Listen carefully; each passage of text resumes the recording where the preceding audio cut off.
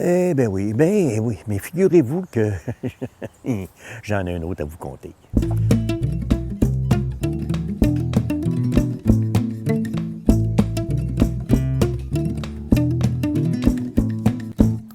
1950, mon père demeurait ici.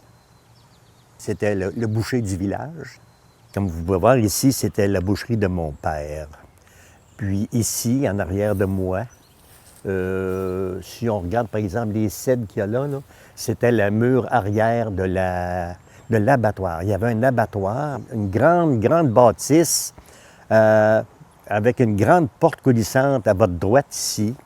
À l'intérieur, il y a une bouilloire, comme une grosse fournaise qui chauffe au bois avec des gros contenants pour mettre de l'eau, faire bouillir. C'était très rudimentaire. Par exemple, pour palanter une vache, que c'est pesant, une vache, tu ne peux pas la palanter comme ça, il y avait un genre de cylindre de bois, à peu près, je dirais, 15 à 18 pouces de diamètre, par 6 pieds de longueur, rond comme ça. Mais c'est pas un vrai cylindre, c'est un tronc d'arbre qu'on a pris pour faire ça. Qui a un genre de feuillard chaque bout pour que ça se tienne. Ça tient sur un axe de métal. Sur ce cylindre-là, il y avait un câble justement qui s'enroulait dessus.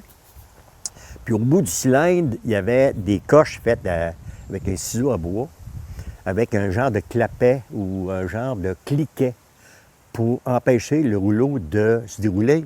Quand ça devenait trop pesant, il prenait une barre de métal, qui faisait un genre de levier, et puis au bout tout près des cliquets, là, il y avait des trous de perforés à travers le cylindre. Il rentrait ça là-dedans, puis clic, puis il crinquait jusqu'à temps que la vache soit rendue à la bonne hauteur, jusqu'à temps que l'animal soit rendu à la bonne hauteur. C'était ça qu'il y avait pour travailler. Je me souviens entre autres, par exemple, le transport des cochons. On avait des boîtes à cochons, c'était une boîte ajourée avec des manchons. Le cultivateur ou le fournisseur arrivait avec son cochon dans sa boîte à cochons, débarquait la boîte à deux, puis il en mettait face à une autre boîte à cochons vide. Puis là, il levait les deux portes coulissantes, puis le cochon transférait dans l'autre boîte, puis il repartait avec ses affaires. Puis je me souviens entre autres aussi de monsieur irlandais qui demeurait à peu près à 4-5 km là, en haut de la paroisse.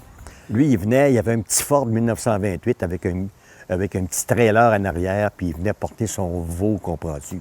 Lui, c'est un monsieur qui était veiné, je ne sais pas s'il prenait un petit drink, mais il était très spécial, l'Irlandais. Parce que mon père, il faut dire qu'il avait ses fournisseurs préférés. Il n'achetait pas de la viande de tout le monde. Quelqu'un qui nourrit mal ses animaux, là, mon père, il n'achetait pas ça. Il achetait... et M. Eglinton, l'Irlandais, c'était un fournisseur de mon père. Et puis quand il venait livrer son veau, il repartait en sifflant. Pour lui, là, sa semaine, j'imagine, sa semaine était...